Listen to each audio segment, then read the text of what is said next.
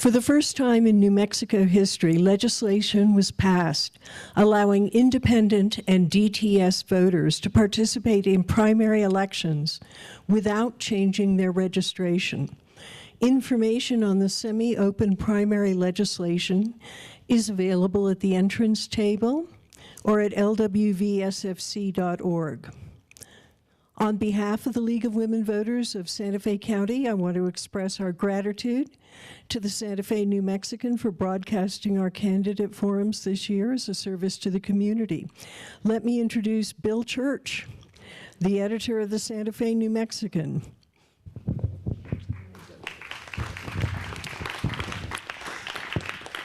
Thank you, Hannah. If you want to continue clapping, that's fine. It doesn't happen very often when the local newspaper editor speaks. But first of all, I want to thank the League of Women Voters. The New Mexican has had a long history and a partnership with the League of Women Voters, and this information is so vital, particularly at these times when information can be scattered. So thank you so much to all of the volunteers that have been part of the League of Women Voters. I want to thank the candidates. Dressed up, looking nice, ready to face the public. And then the first time disaster hits, there'll be a lot of pressure on them because that's the role of public service. So I appreciate y'all. It's a tough job, and in many ways, we understand what you're going. More than anything else, I want to thank y'all. There's so much going on in the world these days. You've decided on an evening, especially when my beloved Oklahoma City Thunder are playing, to be here because the democracy is so important. And finally, I do want to thank the Food Depot, just such a treasure for northern New Mexico, all the services they provide. And it is a day that I'm glad that you're here, but I also think it's a great day to remember how we can give back. So thank you. Thank you, Bill. The League also has the good fortune to work with the Food Depot, whose amazing staff has made this venue available for 3 of our 4 candidate forums this primary season. The Food Depot's Executive Director, Jill Dixon, is also here tonight. Jill, would you like to? Hi. Thank you so much for coming out tonight. You're sitting in our living room. Thank you so much for being here. It's so important to us to see community show up. I see lots of friendly faces out there. I know many of you are already volunteers or donors. But as you sit and listen to the considerations of the candidates and their responses to your important questions, I'd like to just highlight that in our opinion, public safety comes down to folks having their needs met.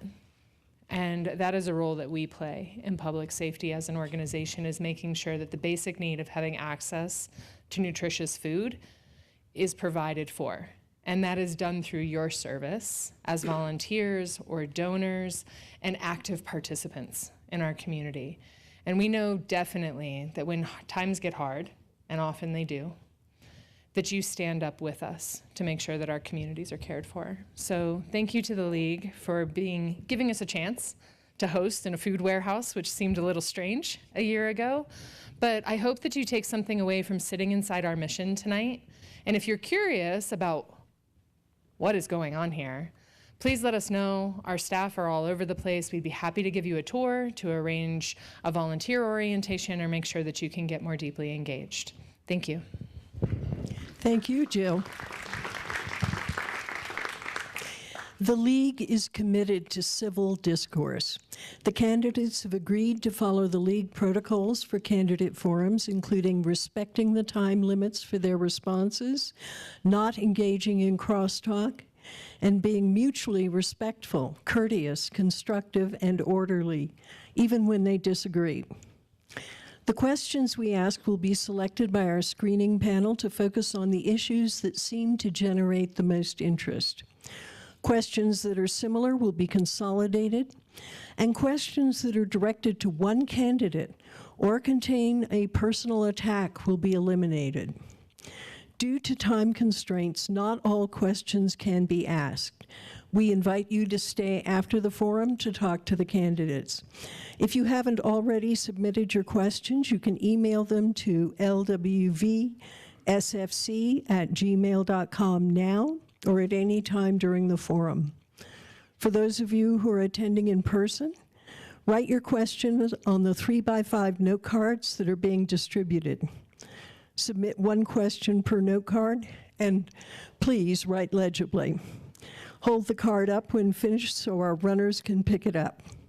Our timekeeper, Mary Shrubin, is sitting in the front. When a candidate has 15 or 30 seconds left, depending on minutes assigned to the question, she will hold up a yellow warning sign, and when your time is up, she will hold up the red stop sign. At that point, we ask that you wind up your response immediately. If not, I will interrupt out of fairness to all. In the interest of time, please save your applause until the end of the forum. Before I introduce the candidates, let me paraphrase the current mission statement of the Santa Fe County Sheriff's Office.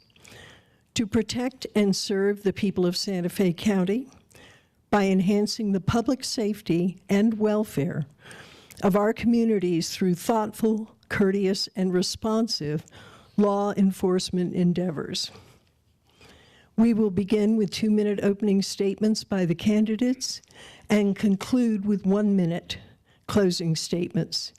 We will hear first from candidate Paul Michael Joy, then David J. Webb, and then Michael D. Martinez.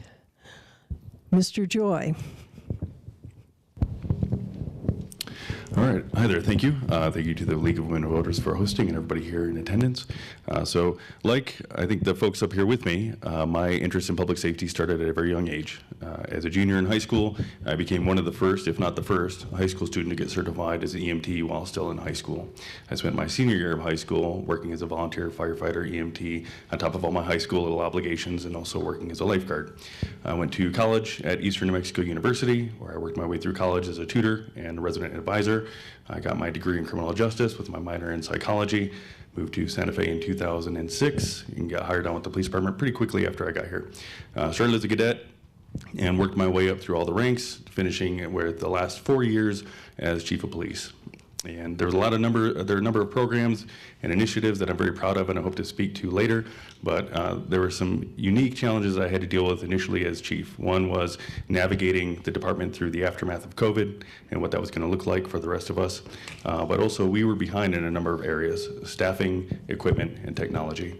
And under my leadership, by every metric, we remedied that. And by the time I left as chief, we were the most modern, most professional, most well-staffed and largest department in the history of the department. When I took over as chief, we had 38 vacancies. When I left as chief, we had 3. I retired in December of just this past year because the current sheriff has termed out and he can't run again. And I believe that I am the right person to take this department and this agency into the future and make Santa Fe County safer for all of us. Thank you. Thank you. Mr. Webb. Hello, everybody, and thank you to the League of Women Voters and Santa Fe New Mexican, as well as the Food Depot. Thank you guys for being here and engaging with us as we try to move Santa Fe County forward into the future. My name is David Webb, and I was born and raised here in Santa Fe, New Mexico. I come from generations of policing Santa Fe County. Like Paul said, all of us here, I started at 12 years old. I was a Santa Fe Police Explorer. At the age of 16, while in high school, I became an emergency medical dispatcher with the Santa Fe Regional Communications Center. After graduating, I became a public safety aide with the Santa Fe Police Department. Shortly after that, at 19 years old, I was hired on as a deputy with Santa Fe County Sheriff's Office. I lateraled over to the police department in 2022, where I had a very, very, very successful career there at Santa Fe Police, where I led and I got to lead, anyway, every operational and administrative role that the police department has to offer. I also take pride in being able to lead 2 of the biggest technology projects that the Santa Fe Police Department had moved forward. one being the P25 digital radio system, the second one being the Axon reporting. I believe in moving forward with the technology of the future. I have a technology background, and it's just something that I kind of stayed grounded to. Aside from law enforcement, I am deeply rooted in the community. I'm a youth mentor and coach. I coach both basketball and baseball, often simultaneously, which is about to happen here in a few weeks. Not hard to find. I'm always in the community out with the kids. This has also given me the vision, that the community needs to come first. Engaging with our kids is very important. And so as sheriff, I hope to lead with integrity, accountability, and move them forward in technology advancements and putting the community first.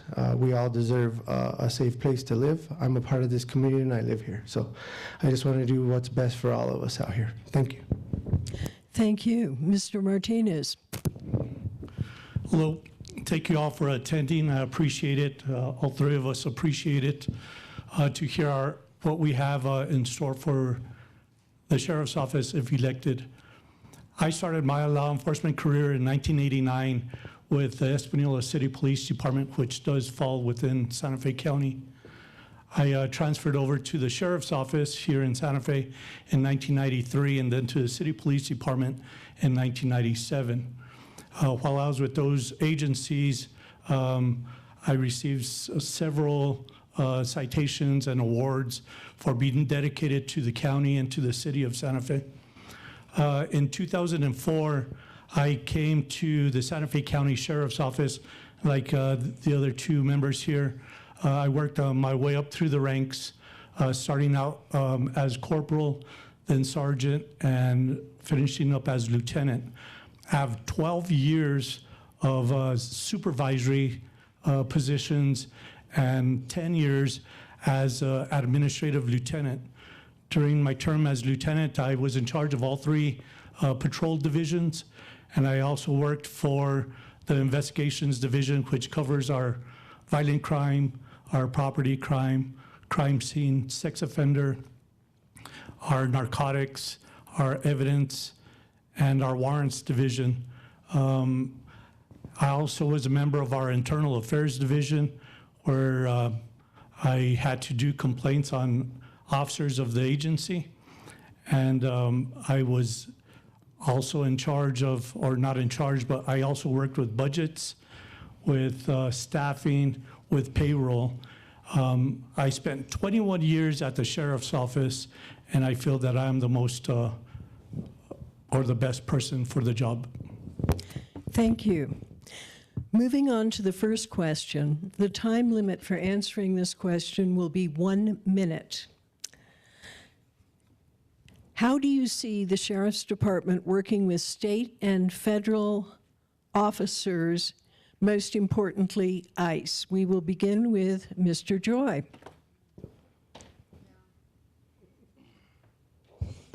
Okay, so in March of 25, I attended a Know Your Rights forum for the community and the undocumented community to speak about what we were dealing with as a country and also here locally. Now, as chief for them, my big concern was making sure that they felt safe as part of our community. They let everybody know that there's a policy online that dictates how our officers interact with ICE. One, we don't participate in any roundups, will not and do not. But mostly there's only a certain category of crime that which they can even give notification to ICE, and that's to protect the undocumented community. But it was important to me that they knew at the end of the day that our obligation was to them. They're part of our community, we were their agency, and we needed their help in keeping them safe. And it's a fundamental human right that regardless of where you're from or who you are, that you feel safe in your home when you lay your head at night to go to bed. And as Santa Fe County Sheriff, I will continue that policy and belief. Thank you. Thank you. Mr. Webb.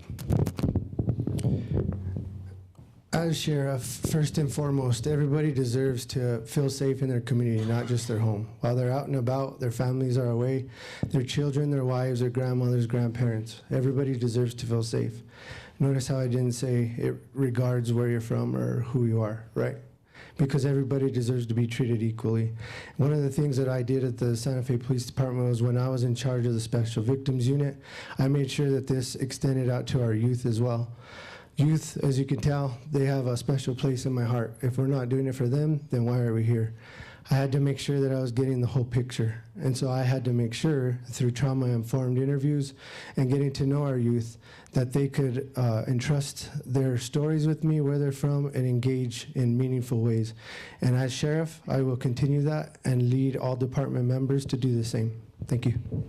Thank you. Mr. Martinez. If elected as sheriff for Santa Fe County, I will be working with other agencies, state police, the city police, tribal agencies, and making sure that our members of, or our residents are safe.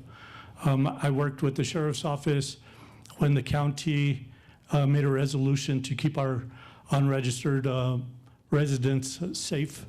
And as the sheriff, I will abide by that. I feel that all of our residents should be safe in our community, and we should be making partnerships with them.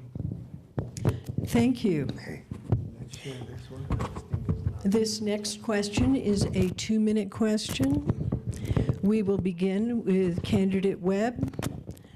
We've heard the department is considering AI facial recognition software. If you are in favor, tell us how you will use it, especially in regards to citizen privacy. If opposed, tell us why you don't want to invest in this. Thank you for the question. I did kind of give you guys a little brief insight to my technological background. I am certified in computer forensics. Didn't even know I could do that until I was with the Special Victims Unit and I led the Internet Crimes Against Children Unit. That's when I learned I had a knack for technology. You know, I think one of the biggest things for this is that we are transparent with the public, right? And oftentimes I feel like law enforcement kind of hides things, or maybe not intentionally, but it comes out a little bit too late, probably later when that project is almost going to be deployed. And then it leaves all citizens kind of like, wait, what is happening? What are you deploying, right? And I want to get ahead of that. I would like to use my technological experience and background to explain things as we move forward. Yes, I am for it, but responsibly. So in a nutshell, there are 2 ways that we can go about this. There are open source uses, which means that anything that is gathered is available to all that are on the internet. And then there are closed source, which would mean that we have to go into contract with some of these technology groups. The ownership of that data is probably going to be at the forefront, meaning that the general public can't get that, right? They can't see the information that we're collecting. And then, of course, is policies and procedures and training. We have to ensure that we are doing right by the public and that we are using that information for the purpose that we intend to, and not misuse it. Otherwise, there'll be consequences. I truly believe that responsible technology will aid us in the future, but we can't hide that from the public. We've got to bring it out in the forefront. So with my technology background, I hope to lead us forward, and with the use and all of your input, we can make a better and safer Santa Fe County. Thank you. Mr. Martinez?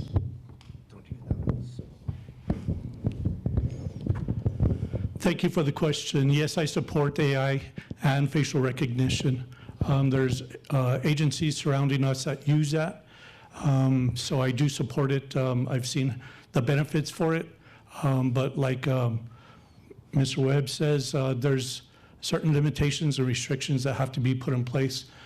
With the Sheriff's Office, we do develop policy and procedure prior to deploying any type of new technology that's in place. With our LPRs that we currently use, and with anything else that we use, we are transparent. We are transparent with the public, and we do restrict on certain situations.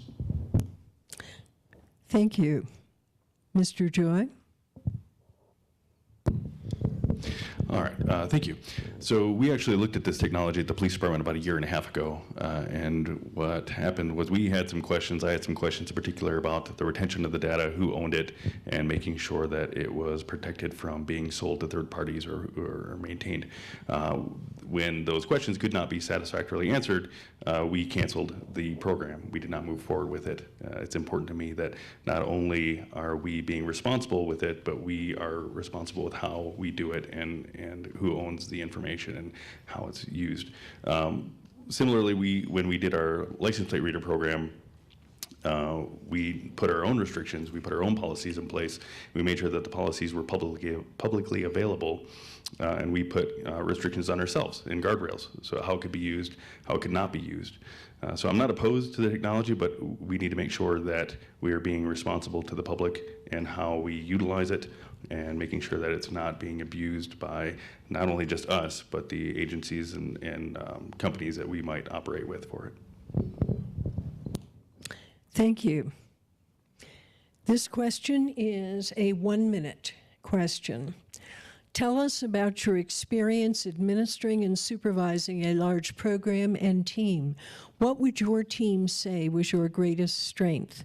And we'll begin with Mr. Martinez. Well, my experience as a lieutenant, I was the overall commander for our traffic homicide division.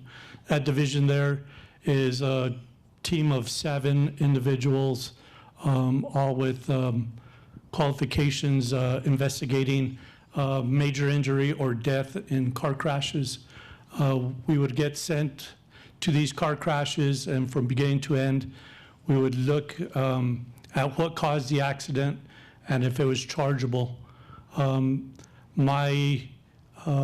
Everybody would say that I was a team player, and I led from the front as well as from the back during me leading this. Thank you. Candidate Joy? All right, thank you. So the largest group I ran was the Santa Fe Police Department. And when we talk about what my skills would be, it is my experience and leadership. One of the things that I made sure I did as a leader and the executive for the department was surround myself with people who were going to correct me if I'm wrong and help me get programs done and spread the message to our team to build support throughout the department. And again, the proof is in the pudding, so to speak.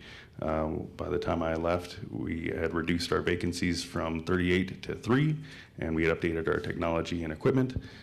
So that is my background. Thank you. Thank you. And Mr. Webb? Well, I had a little bit more time to think, but the biggest one for me, I think, would be leading the Zozobra operation. So that's the entire Santa Fe Police Department and all other surrounding agencies that are willing to help and support the event. At that time, we had 60, 70,000 people in attendance, and I do pride myself on having the first event that had no arrests and no incidents. I also used my experience with technology and changed a little bit of things. So especially with the SWAT team, I try to make things more adaptable to them while they're out and they're responding to threats that the public may not be aware of. I gave them certain high points and used different imagery so that they could see what they needed to focus on so that the community was safe while they're inside of that field. I also was the first one to implement an emergency evacuation for that. It hadn't been implemented before, and now you can see when you attend that there are lighted exits and there is an actual plan for us all. So thank you. Thank you. This next question is 1 minute. In light of the sheriff deputy involved shooting over the weekend, what is your philosophy on the use of force generally, and what specific steps will you take to reduce unnecessary use of force? And we're going to begin with Mr. Joy. All right, that's a big question for just 1 minute. I think, any use of force needs to be evaluated and measured, not just by a supervisor, but also by an agency, and making sure that we're doing any use of force responsibly. My concern with this use of force was this was an individual who was a repeat offender, who had committed other crimes, and for all intents and purposes should not have been out. And again, my focus as chief, and also again as sheriff, is looking at how can we really bring solutions to the repeat offender problem, and looking at helping people who need help, getting diversion for folks who need diversion, and behavioral mental health for folks who need it. But also there are people who are legitimately dangerous, and we owe it to our community to do everything we can to make sure that they stay behind bars and separated from society. Thank you. Mr. Webb? Thank you. Regarding use of force, this starts with trust from the public, and we need to be more transparent, right? So the way I see this is, as sheriff, training and policies are huge. I am a huge advocate for scenario-based training, so that way when real-life situations come to these deputies, they react in the way that they were trained. And I want to make sure that the policies are best practice, not just taken from another agency out of state, reworded to say Santa Fe County, and then deployed out to the sheriff's office. I want meaningful policies. I want your input. And I think that the public should be aware of what policies we're changing. And when we say modernized policies, I'm talking true intention, right? From the policy number 1 all the way to the end. So again, training and policies is big for me. And supporting the deputies. I think one of the things that I would like to implement is being more transparent up front when there is an officer-involved shooting, and giving more information. Thank you. And Mr. Martinez? Well, excessive force or force issues with the sheriff's office were very transparent as it is already. I was there for 21 years, and I don't think anybody ever questioned the sheriff's office that I'm aware of with this incident that just happened with the deputy. First, I'm glad that he's okay. Secondly, this individual was a bad individual that was out on the street. So I think we need to work with the courts and with the district attorney's office more to get these repeat offenders off the street and get the help that other people need.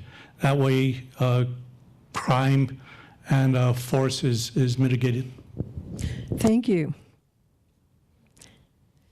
This is a 1-minute question. How can your office lower gun violence in Santa Fe County, and how would you implement the red flag law? And we'll begin with Mr. Webb. You said 1 minute? I know. Okay. Wait a minute, can we change this to 2 minutes? Can we? Yeah, yes, Yeah, we can. That's a big one. Okay, thank you for that. All right, so I'll address the first portion. How are we going to reduce it? And I think that's partnerships, right? We have to be involved. We have to engage with our youth. I was lucky enough to grow up in law enforcement and come from generations. I've seen how law enforcement has evolved. My father was a dare officer, so I was the dare officer's kid. Everybody knew he had the cool Corvette, right? And that's when law enforcement was engaged. And now you see law enforcement, you don't even know who they are. They don't stop, they don't engage in youth activities. And I want to get back to that. So first and foremost is engagement and letting the youth know that you can be trusted, your agency be trusted. And then letting them know through awareness and opportunity within the community how we can be better with firearms, right? How we could feel more safe. Secondly to that, in the second part, red flag is perfect for scenario-based training. I am in touch with the deputies for Santa Fe County, a lot of them, and they don't have too many of them. They only recall a few times that they've actually had to implement that red flag law. And so again, with scenario-based training, I think this is best. We can make sure that those deputies are confident, they understand the procedures, what documentation needs to be there, and what thresholds they have to meet in order to take that firearm. I do believe that is a good law that is on the books. It is to protect people, and I think that we need to exercise that law just a little bit more. So thank you. Thank you. Mr. Martinez. I actually met with the Master's Commission students at the community college a couple of weeks ago. And that was one of the questions that they brought up, gun violence with the youth. And it was a valid question. And I told them that if elected, we would work together, the youth and law enforcement, to try and bridge that gap. We have gotten away from communicating with our partners out in the community. And if we stop investing in our residents or in the youth, you're going to see crime, and we have seen crime go up. But if we start investing in our youth and make sure that we mentor them, the investment will come back 100-fold. We'll see crime and gun violence go down. Now it's the responsibility of parents and gun owners to keep their guns safe. I know that we have an uptick in burglaries here in the area, and we can't solve all gun theft. But if you can secure your weapons better, then that'll be a lot harder for the youth to get a hold of guns, and our gun violence will go down. As far as the red flag law goes, yes, at the sheriff's office, it wasn't used very often. It was a rather new law, but back while I was there, only certain individuals could petition the courts for TRO, or a restraining order. But this past legislation, law enforcement was also included into who can petition. So I think petitions will go up. And as far as securing those, I think we'll need a bigger facility at the sheriff's office, because our gun lockup was already pretty full while I was in charge of the Criminal Investigations Division. So we would have to get with County Commission to make a bigger facility to hold those. Thank you. Mr. Joy. Okay, so the Santa Fe Police Department, we were one of the first agencies in the state to successfully get a red flag approved and get someone get that done successfully. I believe it is part of a successful or responsible gun ownership. I was also involved as a chief to work with the county to get the shot spotter program off the ground in the city to gunshot detection, and which will help with response and faster response. But gun violence is a community problem, and it goes beyond what just law enforcement can do. And it does require a partnership with people who, not just the schools, but also folks in the behavioral health area, to work with our teens and our youth to try to divert them away and get them help and resources to where they don't feel that gun violence is what they need to resort to. And it is a community safety issue, not just a law enforcement issue. So, thank you. Thank you. And this again is a 1-minute question. How would you improve conditions and programs at the county jail so that the inmates have a chance at rehabilitation? And we'll begin with Mr. Martinez. Well, working with the sheriff's office, the jail's a totally different entity. It's not controlled by the sheriff's office. But as sheriff, I would have input with the county commission to see what we could implement and have a voice there, letting them know that we're taking in repeat offenders and people that may be suffering from some type of mental health crisis. But as far as us being directly involved, that would be up to the warden and the deputy warden at the jail. Thank you. Mr. Joy? Okay, yes. That does not fall under the purview of the sheriff necessarily, but I think partnering with the jail and supporting and advocating for more support for people who are released to get them into other services. I think that's part of diversion. I think that's part of bringing down recidivism for folks who are in the criminal element, and seeing things like Urban Alchemy down in the city, who hires folks who have criminal backgrounds and giving them another chance at a successful life, and trying to make not themselves better, but putting them in a position to help people around them. I think there's a lot of opportunity for that and expansion of programs like that. So, thank you. Thank you. Mr. Webb? Okay, I think we've stated pretty well that that's not the responsibility of the sheriff's office. This falls back on partnerships. Partnering with the warden and jail staff and seeing what concerns they have. Where are their voids? Where are we lacking, so that we can come together to address these things? And then partnering with people in the community and different groups within the community to make sure that we fill those voids.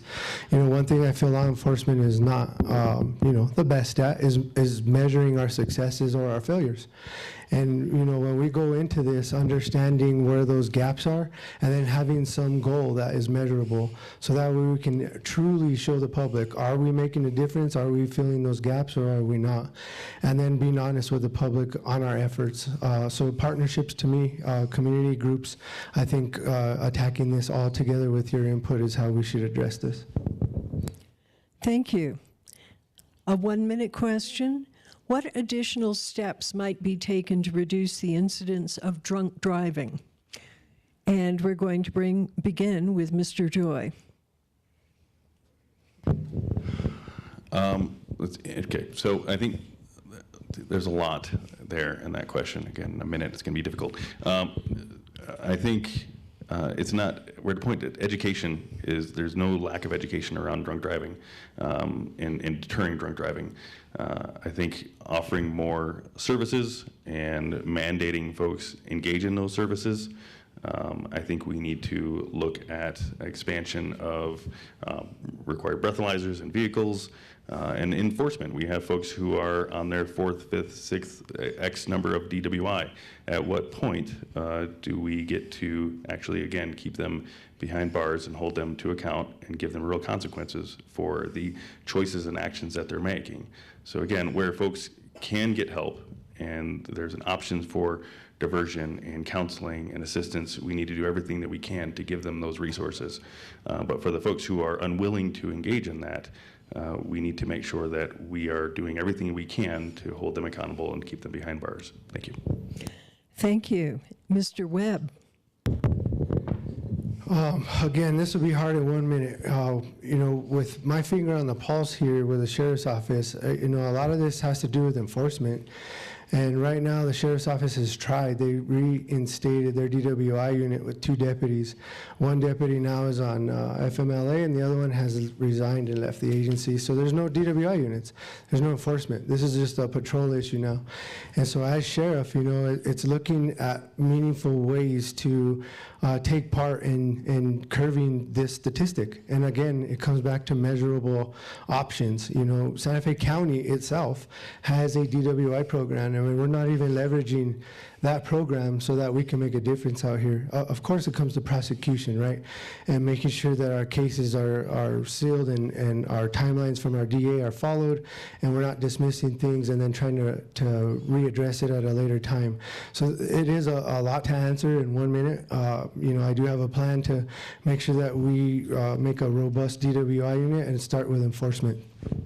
Thank you. Mr. Martinez. It comes to staffing there at the Sheriff's Office. We did, after COVID, lose our DWI unit, and when I retired back in August, we were trying to get that DWI unit back in place. And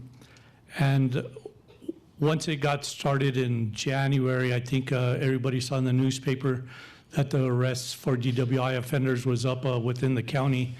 And it's not about putting people in jail, but it's about making our roads safer. So one thing I would do as sheriff is I would partnership with the DA's office and make sure that people are accountable for their actions. We do see people with 4, 5, 6 DWIs, and they never are held accountable. So if we get with the DA's office to prosecute these cases, maybe we would make a difference there. Thank you. Again, a 1 minute question. Given your office's constraints, how will you make your office effective at recruiting, training, team building, and morale? And we're going to begin with Mr. Webb. This starts with effective leadership. I think if the deputies are excited about coming to work, they feel supported, they feel that they have, the training and the leadership behind them, they're going to want to come to work, and they're going to stay at that agency and not look for other opportunities. So that would address some of the recruitment. Of course, we're going to have the issues with trying to stay competitive, making sure that our benefits package matches, right? Because this is where we start to steal from other agencies or borrow, because a lot of these officers, they work on these bonuses. That's how Santa Fe Police did it. A $15,000 sign-on bonus, they fill their ranks, right? And I think we need more than that to address the training portion. I have a huge plan for that, and that starts with the training that is scenario-based, working those in with policies and not making it where it's just, 1 week everybody go into in-service. They hate it. Ask them.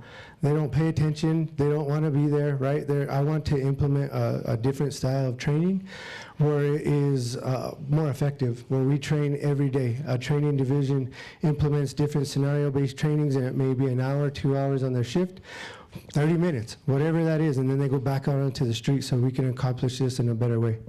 Thank you. Mr. Joy. Oh, backward. All right. Oh, no, yeah. I'm so sorry. I knew. Lost on the grid over here. It was Mr. Martinez. I see you. You understand these things. Effective leadership is the true answer to the sheriff's office. Been there for 21 years. I've seen different administrations there at the sheriff's office, and the best administration that I worked for is with Benji Montano. He was a leader from the front and a leader in the back. Meaning he was always on the street, but administratively he was always there teaching his deputies or his administration how they should be future leaders. So if you are there and if you're leading from the front and from the rear, you're going to have effective deputies who are going to want to go out there and make a difference. You make them look good. If they're supported, they're going to make you look good. So effective leadership is the best thing that I can say, and I can say that because I've been there. I was always out on the street. I was always responding to calls, and you'd be amazed at how many times the deputies would just acknowledge you being there as being the best, and other agencies also would take notice to that. So leadership, as far as recruitment and retention, that's always going to be a problem. I've been in law enforcement for 31 years, and we've always seen that. But if you support your deputies and make them feel valued or treat them like if they're valued, then you won't have issues later on. Thank you. And now, Mr. Joy. Okay. So again, at the city, I reduced our vacancies from 38 to 3 out of 169. And pay was important for sure, but it wasn't the only factor. A big part of this was equipment and training and making sure that they had a voice. The officers had a voice in what happened to their department, and we gave them opportunities to expand in themselves professionally and personally, and we gave them opportunities for growth. But also being fair and transparent as the leadership of the organization to make sure that they knew that they're supported, again, by me and their community, and making sure that I, as the department head and the executive, is dealing with the community and engaging with the community to let them know what our guys are seeing out there and what they're dealing with, and making sure that they're supporting our team as well. Yeah, it's a complicated issue that we've dealt with for years in every agency, but again, a proven track record of success in that area. Thank you. Thank you. And now for a 2-minute question. What is the biggest problem in the Sheriff's Department that you would want to address right away? And we're going to begin with Mr. Martinez.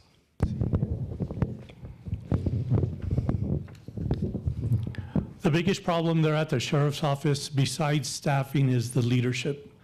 I say that because I was part of the leadership. And if you're not allowed to grow, if you're not allowed to promote your deputies, if you're not allowed to mentor them, your morale goes down. That's when you have deputies leaving for other agencies. It's not really about the benefits because I've seen deputies leave to smaller agencies or bigger agencies with less benefits just because they'd be happier. So if we invest in our deputies, and not only in our deputies, but our civilian staff, you're going to see the morale and everybody being more productive with the sheriff's office. Thank you. And Mr. Joy? Okay, yeah. So the biggest problem that needs to be addressed is staffing. That's the answer to most of the questions, but not just having the staffing in place, but having the right staffing in the right places. And are we using them to the best of our ability in the most efficient and effective way to serve the community? And that can be not just sworn, but also our civilian staffing. Are we doing everything we can to make sure that our deputies that are doing the work are supported and doing it in an efficient way? And what can we offload to our civilian staff as well to help out with that? So thank you. Thank you. And Mr. Webb? Staffing. And, I think with this, we need to take a different look. A lot of times our agencies, whether it be Santa Fe Police, Santa Fe County, we're looking at staffing studies surrounding what we're responding to now, instead of looking at where can we do better, right? Where can we be more available so that we can address, parts of this community that aren't being addressed. Open space is one of them. Right, we've seen this in the paper time and time again. How many people are we finding out in Diablo Canyon? How can we continue to just allow this to be open space for criminal activity? We need to address things at the forefront. Your voice needs to be heard. We need a leader that is there that can look at things like that to address it through staffing. And that comes along with a lot of things. That comes along with financial, right? We need to figure out where these funds are going to come from. Our partnerships in the community, who's going to help us get there? And then lastly is supporting our deputies and our administrative staff. Just because I am the, leader or the sheriff doesn't mean that the idea has to come from me. A lot of times the staff, they know, they're the ones that are out there, and they're going to have resolution. They might give us the best idea on how we're going to address it. And so including the deputies in that and giving them meaningful choices to be there and voices so that I can be that soundboard for them and push that forward. And again, measuring, am I doing this right? And then reporting back to you all to say, we've tried this, this is where we're at, and that didn't work. Does the community have input? And being kind of vulnerable in that moment to say, even as the sheriff, we failed at that, and we're going to do better and promise to do better by you. So I think effective leadership is huge in that aspect. Thank you. Thank you. And Mr. Martinez? I started this up. Oh, he did. Oh dear, I am again lost completely. Have all three of you addressed this question? I'm sitting here trying to do these as well. Mr. Joy, I feel that you have not yet addressed this question. You're holding the microphone. Okay, then we are good to go. And we started with you, 2, 3. So we will now start with Mr. Joy on this actual 1-minute question, I think, unless it's more complex. Does the department have drones, and how are they utilized? And there's also a big thank you here. All right, thank you. Yes, the Santa Fe County Sheriff's Office does have drones. I think what we've seen, and again, I'm referencing the police department because obviously that's my background. What we have been doing with the Santa Fe Police Department is expanding and growing that program that I'd like to expand out to the county as well. Looking at also drones as first responder, which we've seen around the country. Bernalillo County is also using this program, but I think it goes a long way in not just officer response as far as timeliness, but also safety for the people that we're responding to and the safety of the deputies. So yes, they do, and I hope to expand it and grow it. Thank you. Mr. Webb. Thank you for that. Yes, they have drones. And speaking to the deputies, they would like to see that change just a little bit. The county is not the city; it's rural, right? And we have various communities in the county, and so that drone response would be quite far if we're letting it go from Edgewood to Espanola. But what the deputies are asking for is that maybe they have drones on every shift with an operator, and so that's something that I would like to look at, so that they can utilize on each shift and have an operator, as well as having an effective policy. Right now, there's a little bit of confusion with that policy when it can be deployed and how it can be deployed. So strengthening that policy, again, training, and then scenario-based training, so the deputies are well aware of how to use it in their different communities as a first responder. Thank you. Mr. Martinez. Yes, I was the first lieutenant to request drones with the sheriff's office. I was in criminal investigations then, and we got 2 drones, one for the sex offender unit and one for investigations, as we needed to map out different places. That grew not so much, but it did grow.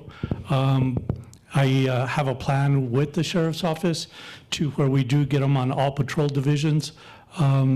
On each site, at least 2, so there would be 4 on each patrol division, and our warrants division, and our investigations division, and also with our traffic homicide bureau. We would utilize those with search and rescue. We have a lot of people in the county that suffer from dementia or go hiking up in the mountains and they get lost, so they could be quick deploy instead of waiting for state police to respond. We could also use them for officer response. Thank you. And this question is 1 minute. What are current gang issues in Santa Fe County, and how will the sheriff address these? We're beginning with Mr. Webb. Thank you for that. Oh, man.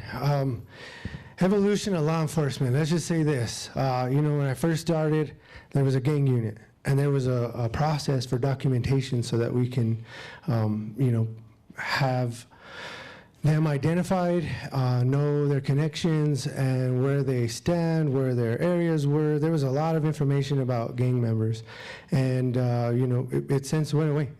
We don't have that anymore. There's not really a way to identify them, and I think starting back grassroots and trying to figure this out on how we actually positively identify a gang member is where we start.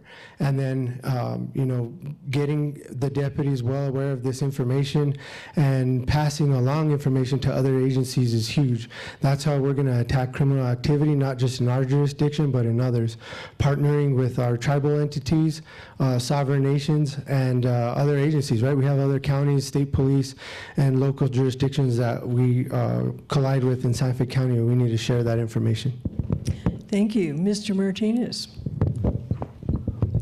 Well, when I moved up here to Santa Fe County and to the Santa Fe City Police Department, we did have a gang unit back then. We used to validate all of our gang members by photographing them, by taking all their monikers down and putting them inside of a state database.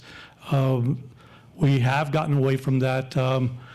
For some reason, we just weren't interested in that, and I think that's why our violence has gone up. As sheriff, I would implement that back again to where we do have gang cards. We would validate them, and we would start putting them back into the system. That way, if we come across somebody that we're looking for, they're easy accessible. Also, the gangs are different now. They don't go by the Crips, or they don't go by West Side. They have different monikers or different gang names where they stay low, and they'll go by just car clubs now, or maybe graffiti clubs instead of the old-fashioned gang names. Thank you. Mr. Joy. Okay, so when I was a detective, I worked in violent crimes and our street crimes unit, and I engaged with gang activity often, and doing all the things that these other gentlemen just discussed. What we've also learned over time, and a program that I did as a deputy chief, was, again, gang violence and youth violence is a community problem. It's more than just what law enforcement can do alone, and it shouldn't just try to handle it alone. And it involves partnering with our community programs. As a deputy chief, we worked with Youth Works and Gerard's House and a few other programs to try to intervene early and give these kids somewhere else to divert to, and some they just needed work, so we got them jobs. They wanted to finish school, so we got them into a GED program, and we had some success with that. We couldn't get everybody, but we got a few, and that was great. So I think treating it like the community problem that it is, and partnering with other resources and agencies to help is how we deal with this. Thank you. Thank you. And this is a 2-minute question. How can the Sheriff's Department help alleviate the problem of unhoused persons encampments, and does the sheriff have a role in this issue? And we're going to begin with Mr. Martinez. The sheriff's office does have a role. Like it's been mentioned tonight, it's a community problem. When I was in criminal investigations, we did do operations here in the city, locating unhoused cities underneath bridges, in undeveloped areas of the city, and also out in the county. You'd be amazed at how many actual cities there are underneath the bridges here in town. What we would do is we would go on out and locate these cities and make contact with the unhoused people, seeing if they need if they needed help with either drugs, getting them off drugs, or getting them the help that they need, housing or anything else. There's a lot of programs here in the county that we can use, and they're underused. With the sheriff's office, we would work hand in hand with the city police department and state police in attacking these housing developments that are going up out in the county and in the city, and to see if we can help out the unhoused. Thank you. And Mr. Joy. Okay. This really is a complex issue, and there's so many factors around the unhoused population. Law enforcement, again, this is a community problem, and law enforcement really should have a low involvement in this, but needs to be partnering with these other agencies and other folks to offer help and assistance. One of the things I was hoping to talk about it, but one of the things that I built out as a deputy chief and supported as chief was the alternative response unit. That was my baby. And we saw a lot of success with that program, and where it's a caseworker, a medic, and a police officer all riding together to respond to calls for service where law enforcement is not the most appropriate entity to be handling it. And we saw a lot of success with it. And I think growing that and making that a county program and a county initiative is important and going a long way in getting folks help and services away from law enforcement and the efforts there. Thank you. Thank you. And 2 minutes, right? here we go again. Mr. Webb. 2 minutes? Yes, 2 minutes. Okay. All right. So let's just this is very complex, and one of the ways that I see us addressing this is through partnerships. I feel like we have a lot of entities that care, and they are trying to deploy different resources, but they're not working together. And law enforcement is stuck with having to respond and be that kind of jack of all trades. Now, I've said it before, the county is not the city, right? And so though the ARU unit was great, and I worked alongside the founder, Andres Mercado, from the fire department with the ARU, the county is different. We have different communities, and again, it's rural. And in speaking to the deputies, they would like more guidance on what is available to them while they're out on patrol when they come into contact with somebody that is suffering from mental illness or drug addiction. And again, that comes back to training, right? Scenario-based training and partnerships.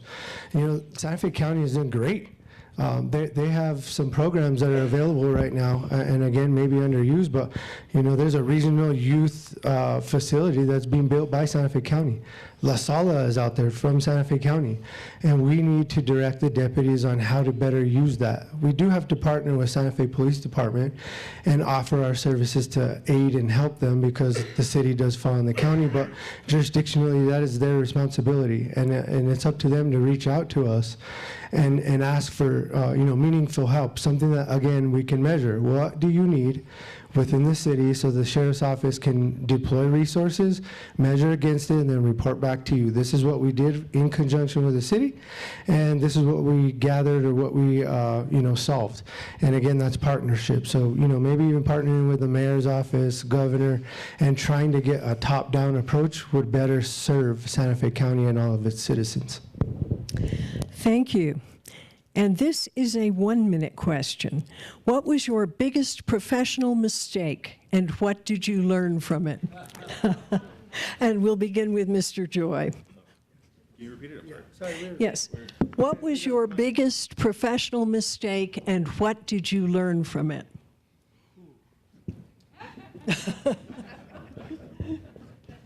And we won't start timing until the candidate begins to speak.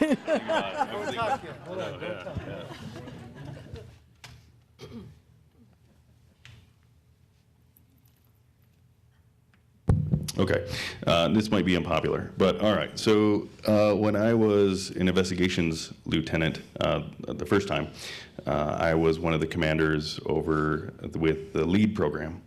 And I was a big advocate for the LEAD program, and I still think, if done well, it can be a really good program.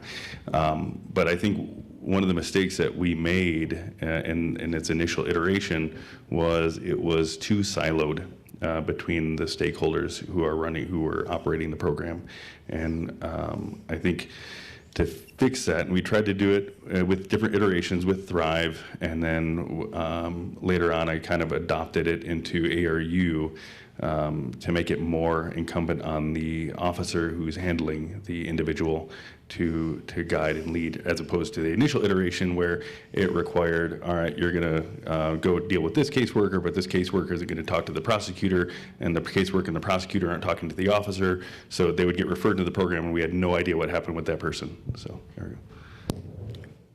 Thank you. Wow, I might cry on this one. This one's kind of meaningful. So I was in charge of the Special Victims Unit, and I thought I had it down. Like, my unit was functioning on all 8 cylinders, and we were effectively solving crime and prosecuting, and I was feeling very, very great. At the time, we had a case where a child was abused, and I had my protocols and policies in place that I had just rewritten. I had them outsourced. We were at Solace Crisis Treatment Center. Everything was going correctly. I noticed while the child was in my office that he was not wanting to sit down, and so I was trying to comfort the child, but I royally messed up. I didn't see any signs of physical abuse, and so I was getting things in place, and that child had a major laceration that I was unaware of, and that's why he didn't sit. And once I realized it, that's why I said I might cry. Like, it hurt me bad, so that was my worst one. Thank you. Mr. Martinez. This is probably the toughest question of them all. And probably the biggest mistake that I've had being a part of the sheriff's office and working on patrol. I had a car stopped one afternoon there on 599 when it was still city or county jurisdiction. A call came on out of a motor vehicle crash just up the street from where I was at. And I told our dispatch that I'd be responding to that call since I was the closest one.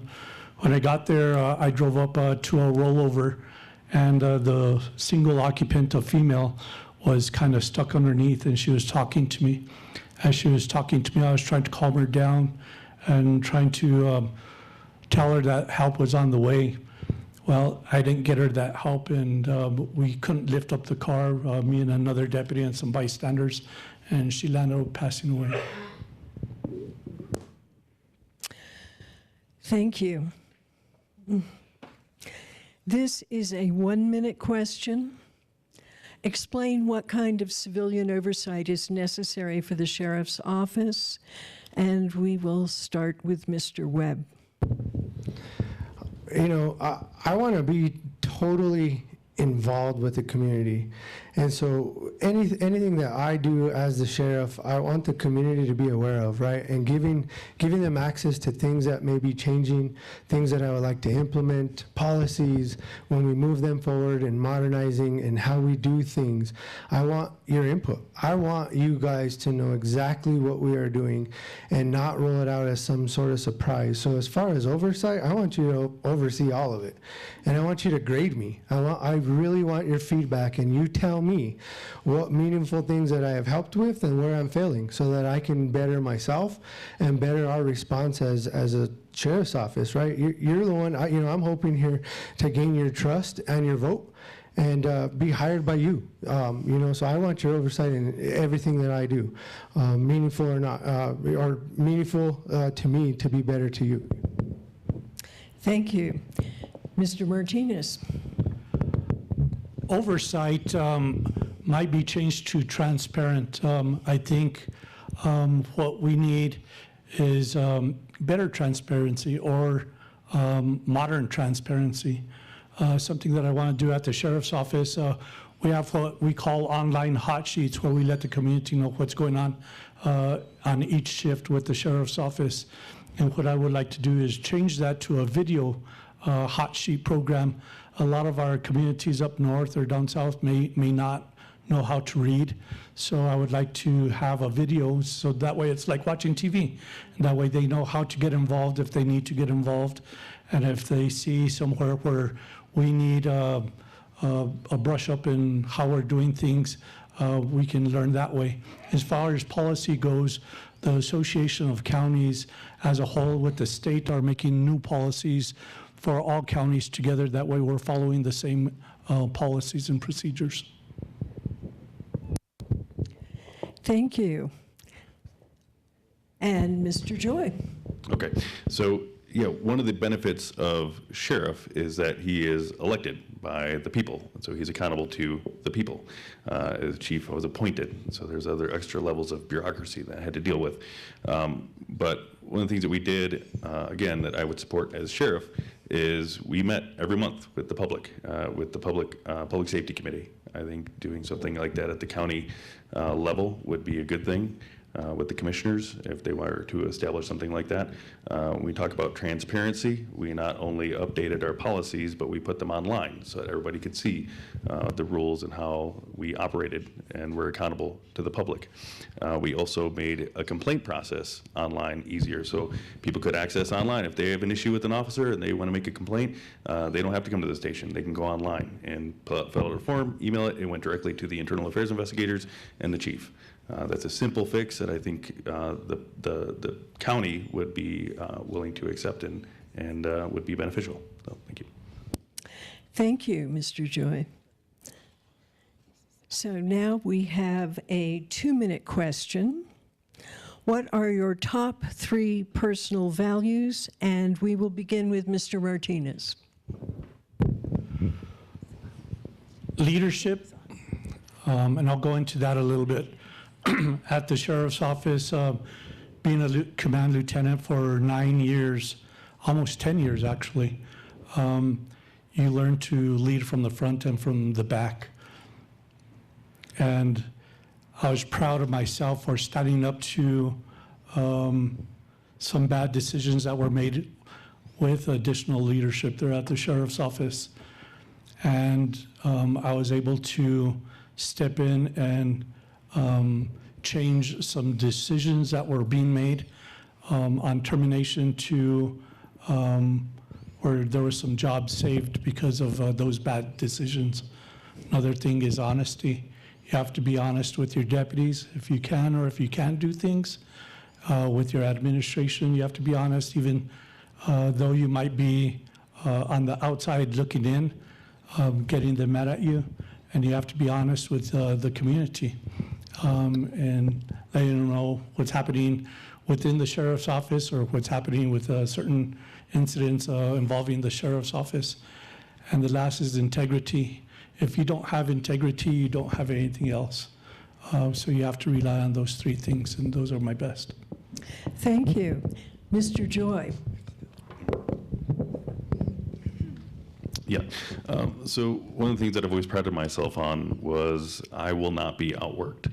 When I started with the police department, I started as a cadet. I didn't know anyone. I wasn't from here, and I had to work. I worked very hard to get to where I was, to where I made it to chief. Related to that was when we talk about leadership, it was being transparent in that leadership to the folks above you and the folks below you, the people that you work for and the people that work for you, and making sure that you are doing everything you can to support the vision of the institution, in this case it'd be the sheriff's office, but also supporting the community and engaging with the community. And the third was I've always been a good student. I pride myself on that. It benefits me when other people, not just in the community, people that we work with, feel that they know that they can correct me and educate me and help me do better, and not just myself, but the work that we do. So there we go. Thank you. Thank you. Mr. Webb. I jotted down 3 here: leadership, integrity, and community. And the reason I wrote those down is because I was trying to describe how I live every day. And so, you know, being involved with the youth, I've done this for over 15 years. And my son is sitting here, and I have kids that are graduating with him that I coached as children. And they still call me coach, right? And then now they're joking, future sheriff, right? And I really lean on having core values, you know, because it's not only how you lead an agency, but it's how you live your life every day, right? And it's how you put your best foot forward. And so, you know, I think effective leadership and you know, getting these deputies and the community, all of us together, right? Having integrity in what we do and supporting one another. All we want to do is live and enjoy our community and be safe, right? And having these core values in a leader like a sheriff, I think is only going to, you know, be great for our community and make sure that we are all partnered in here and we're responsible with what we're doing. I live this every day. I lead our youth. I coach 2 sports at once. I'm kind of thinking about my game right now because my team is playing. So excuse me, I hope they're winning, right? And, you know, even at a young age, my other son is right there. He's in 4th grade. And some of the kids on his team, they're now asking, well, how do you become sheriff? What's the difference between a sheriff and a chief? What's the difference between the city and the county, right? And they're engaged. They want to know. They're asking questions. And I think having, you know, that opportunity to lead and be sheriff and give back to my community, which I do every single day, is just another, you know, foundational block for me. And so those things are huge for me, as those 3. Thank you. And this is going to be our last question. 1 minute. Domestic violence remains an ongoing critical safety issue for both our community and our law enforcement officers. What do you see as the greatest need the Sheriff's Department, I guess, has to improve officers' responses? And we will begin with Mr. Joy. Okay. So yeah, again, this is where outreach and working with our partners in the advocacy world and the behavioral health world is important. One of the things that I did as chief was we worked with the CVRC, Crime Victims Reparation Commission, to get a staff at the police department who was an advocate, who would review all of our domestic violence cases and do lethality assessments, give feedback to the officers. What are we missing? Who's going to go follow up with that survivor and try to get them into services? That helps with prosecution. That helps with making sure that they're getting the services that they need to hopefully, again, the goal is to not have repeat offenders in this world and keep our survivors safe and those families safe. But again, it requires an expansion beyond law enforcement and partnering with people who are experts in these fields to help us do it better. Thank you. Mr. Webb.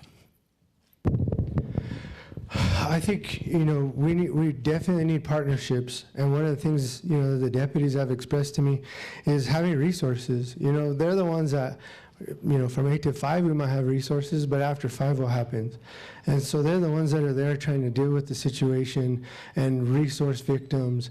And it kind of makes it hard. It makes it a little bit difficult when you're the sole person that's responsible for that. And I think, as sheriff, giving them opportunity to have a resource such as repeat offenders, lethality assessments, and having a true DV unit, domestic violence unit, that partners with the district attorney's office, whether that be with investigations or a separate unit itself, it's something that we need to look at, because all of us deserve to feel safe, right? And a lot of times what we've seen through policing itself is that our victims go back to what is comfortable and what's known, whether they're suffering from domestic violence or not. That might be their only safe place. And so we need a more meaningful connection with them so that we can better resource them. Thank you. Mr. Martinez. At the sheriff's office, we saw domestic violence on an everyday basis, and being that the county is so big and staffing is so small, we did rely on staffing from other agencies. We had a crisis team that would respond. All it would take is a phone call, and they would respond to your location. They would counsel the victims on these incidents. But what I did see is that team was small. And if they called in sick or whatever, you didn't have anybody for that night. What we do need to do is partnership with them and maybe with the county to hire additional crisis team members. That way we have enough to cover for every incident that we do have in the county. Thank you. We will now move to the candidates' 1-minute closing statements in reverse order from their opening statements. So, Mr. Martinez. I thank you again for everybody attending. This is my first time in a forum, kind of nervous. I'm not a politician. I haven't run before, so you guys are my first crowd. But I feel that I'm the best person for the sheriff's office because I came from the sheriff's office. I have 31 years of total experience in law enforcement, 21 years there at the sheriff's office itself, 12 years as a supervisor, and 9 years as an administrative lieutenant. So I feel that I'm the best person because I was that leader out there, leading from the front and bossing from the back. And I had the respect from the deputies. I still have the respect from the deputies. So I would thank you for voting for me. Thank you. Thank you. Mr. Webb. Thank you. Thank you all for being here and hearing us out and engaging with us that are trying to move, forward with our community. We all want to feel safe. We all want to enjoy our communities. We all want to be prideful in our community. That means a lot, right? I'm born and raised here. I'm from here. I engage here. I'm totally embedded in this community, and I just want to do better. I want to push the sheriff's office to a point that, we are totally engaged with all the communities in Santa Fe County, not just one. Making sure that our partnerships with other agencies are strong, we're connected, we understand what each of us expect of one another. And with my experience in leading some of the biggest technology projects for the city of Santa Fe and my technological background, I feel like I'm the best one for this. I'm deeply rooted in the community, and I just ask for your trust. Get to know me, engage with me, and if you see me best fit, I would respect you and encourage you to vote for me. Thank you. Thank you. And Mr. Joy. Okay. So at this time in the history of our county and the history of this agency, experience matters. I have tested experienced leadership with a larger, busier agency. There's no learning curve in leadership for me here. I've already been doing this. The vision here is not just to make Santa Fe safer. It's to bring a holistic approach to public safety and make Santa Fe not just a safer county, but an example of what public safety looks like when it's done well and it's done right. And that's what I bring to the table here as sheriff. So thank you. Thank you. That concludes this evening's Santa Fe County Candidate Forum. I want to thank Bill Church, the editor, and Patrick Dorsey, publisher of the Santa Fe New Mexican.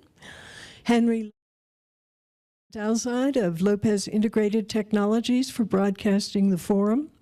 It will be available for future streaming on the New Mexicans website, sfnewmexican.com, and on our website, lwvsfc.org.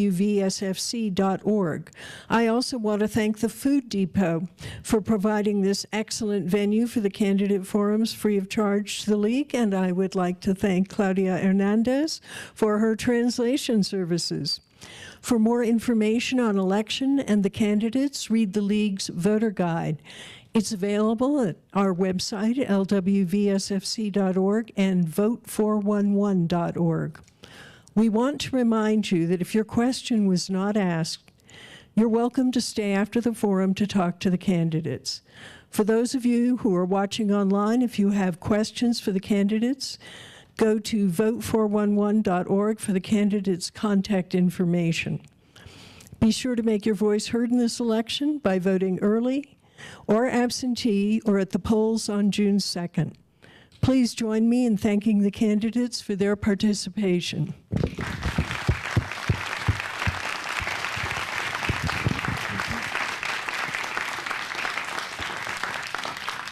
And good night.